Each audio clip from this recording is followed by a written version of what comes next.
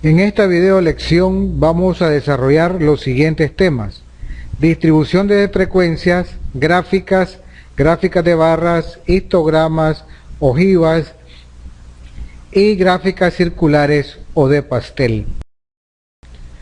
Vamos primero a construir una distribución de frecuencia. Supongamos que nos mandan a hacer una encuesta al centro de salud, a preguntar cuáles son las enfermedades más frecuentes de nuestra comunidad. Y para eso nos dirigimos al centro de salud y le hacemos la pregunta al médico encargado: cuáles son las enfermedades más frecuentes en la comunidad. Pero tenemos que poner un periodo de tiempo. Vamos a suponer que vamos a preguntar por las enfermedades más frecuentes en nuestra comunidad en los 30 días, es decir, durante un mes. Y vamos a obtener que las enfermedades más frecuentes son gripe, calentura, vómitos y diarrea. Y que la cantidad de veces que se repite en un mes gripe es de 40, calentura 25, vómitos 15, diarrea 20. Al tipo de enfermedades se le llaman clases o categorías, y a la frecuencia se le dice que es el número de veces que se repite cada categoría. Insisto, gripe se repite ¿cuántas veces? 40, calentura 25, vómitos 15 y diarrea 20. A esta tabla tiene un nombre y se le denomina tabla de distribución de frecuencia. Cabe destacar que en esta tabla de distribución de frecuencia hemos usado una variable cualitativa, tipo de enfermedad, con sus correspondientes clases o categorías. Ahora vamos a aprender cómo se grafican estos datos. ¿Cómo se hace la representación gráfica de una distribución de frecuencia? En este caso, nuestro tema: ¿cuáles son las enfermedades más frecuentes en nuestra comunidad?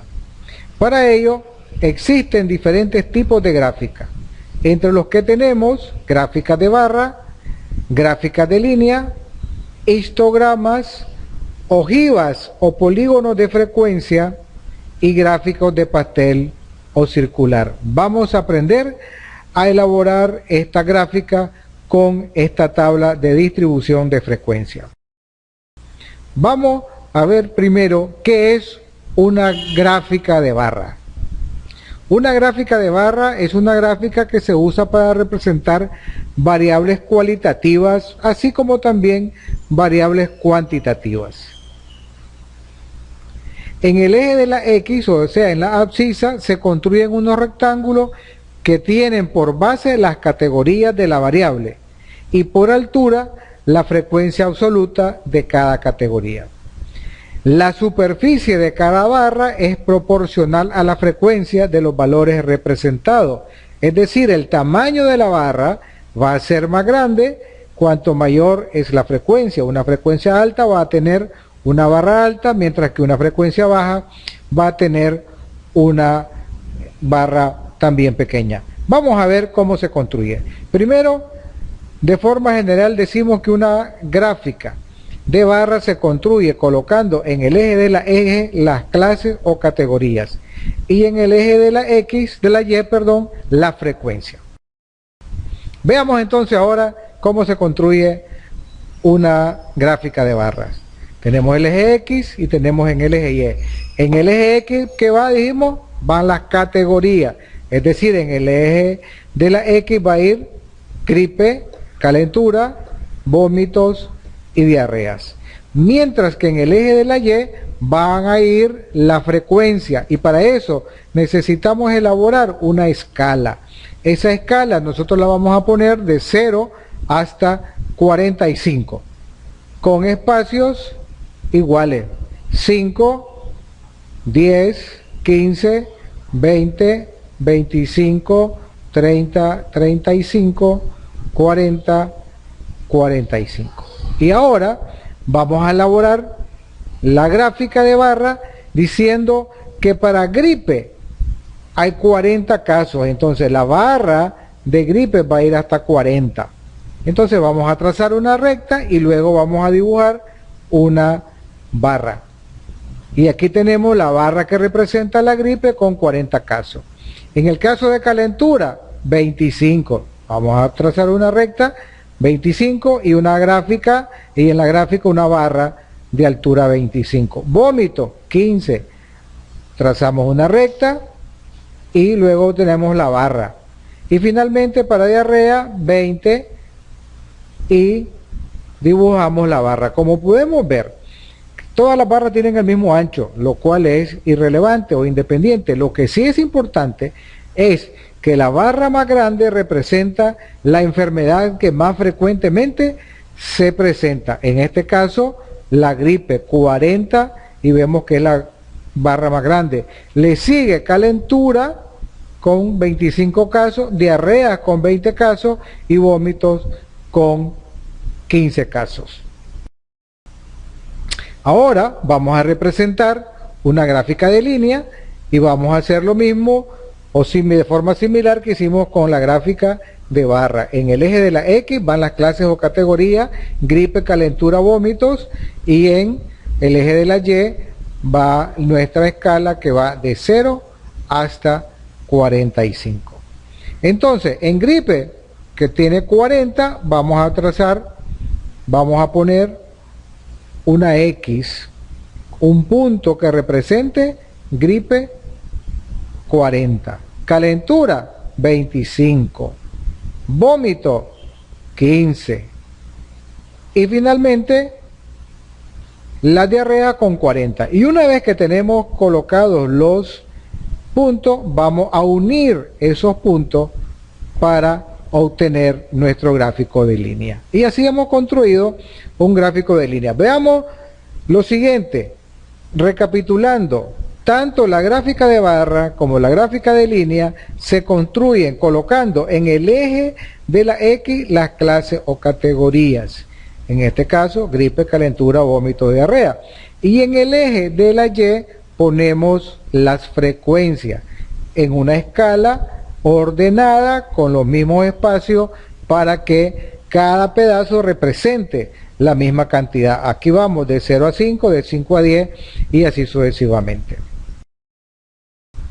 Ahora vamos a construir un histograma. ¿Qué es un histograma? Un histograma es una representación gráfica de una variable en forma de barra, parecida a la gráfica de barras. Nada más que se utiliza para variables continuas o variables discretas, es decir, estas son variables de tipo cuantitativas, ya sean discretas o continuas, para un gran número de datos y que se han agrupado en clases o categorías. En el eje de las abscisas, en el eje X, o sea, se construye un rectángulo que tiene por base la amplitud del intervalo y por altura la frecuencia absoluta de cada intervalo. Y finalmente la superficie de cada barra es proporcional a la frecuencia de los valores representados, igual que en el caso de la gráfica de barra. Entonces, de forma general, un histograma se representa con intervalos de clases en el eje de la X y con la frecuencia en el eje de la Y. Veamos ahora un caso particular. Se nos dice que en una empresa se han tomado los pesos de 65 empleados y que esos pesos de 65 empleados se han agrupado en clases o categorías. Por ejemplo, de 50 a 60 kilogramos hay 8 personas. De 60 a 70 kilogramos hay 10 personas. De 70 a 80 hay 16 personas. De 80 a 90 hay 14 personas. De 90 a 100 kilogramos hay 10 personas. Y de 100 a 110 kilogramos hay 5 personas. Y la última clase o categoría es de 110 a 120 kilogramos hay 2 categorías. Podemos observar que cada rango o cada clase comienza con un corchete y termina con una llave. Eso significa que estos intervalos son cerrados por la izquierda y abiertos por la derecha. ¿Para qué? Para que signifique que una persona que pesa 70 kilogramos lo vamos a meter donde está cerrado por 70. Por ejemplo, una persona que pesa 100 kilogramos, ¿en cuál categoría la vamos a meter? La vamos a meter en la categoría donde está cerrado por 100.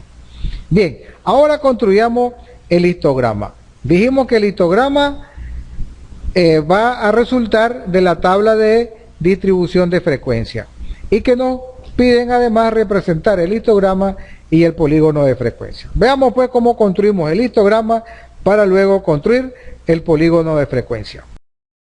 Usamos los datos que nos han suministrado la fábrica con los 65 empleados a los cuales le hemos determinado su peso. En el eje de la X, ya sabemos, van a ir los intervalos y en el eje de la Y van a ir la frecuencia. Pongamos cuidado cómo graficamos los intervalos. Veamos que el primer intervalo va de 50 a 60. Entonces por acá vamos a poner 50, 60. ¿Quién sigue? 70, 80, 90, 100, 110 y 120. Y por el lado de la frecuencia comenzamos con 0 y vamos a hacer una distribución que vamos a llegar desde 0 hasta, puede ser 20, 18. Vamos a hacerlo de 2 en 2. 2, 4, 6, 8, 10, 12, 14, 16 y 18. Nuestro mayor valor es 16. Ok, entonces, ¿cómo hacemos el histograma ahora? Vemos que en el intervalo de 50 a 60 hay 8 personas. Entonces trazamos una gráfica, una recta de 8 personas para encontrar el nivel y luego dibujamos una barra. De 60 a 70 hay 10 personas. Dibujamos una barra de altura 10. De 70 a 80 dibujamos otra barra de altura 16. De 80 a 90 dibujamos una barra de altura 14. De 90 a 100 dibujamos una barra de altura 10 y de 100 a 110 dibujamos una barra de altura 5 y finalmente de 110 a 120 dibujamos una gráfica de altura 2. Lo importante de este histograma es que nos permite ver gráficamente cuál es el rango de pesos que predomina y vemos que la barra con mayor altura es la que tiene mayor frecuencia, nos va a dar la mayor cantidad de personas. Bien, ahora vamos a dibujar un polígono de frecuencia. ¿Qué es un polígono de frecuencia? Generalmente los polígonos de frecuencia son diagramas lineales o gráficas lineales, pero en este caso el polígono de frecuencia se construye sobre el histograma. Entonces, un polígono de frecuencia es un polígono que se forma uniendo los extremos de las barras mediante segmentos. También se puede realizar trazando los puntos que representan la frecuencia y uniéndolos mediante segmentos, como se elabora una gráfica lineal. Veamos entonces.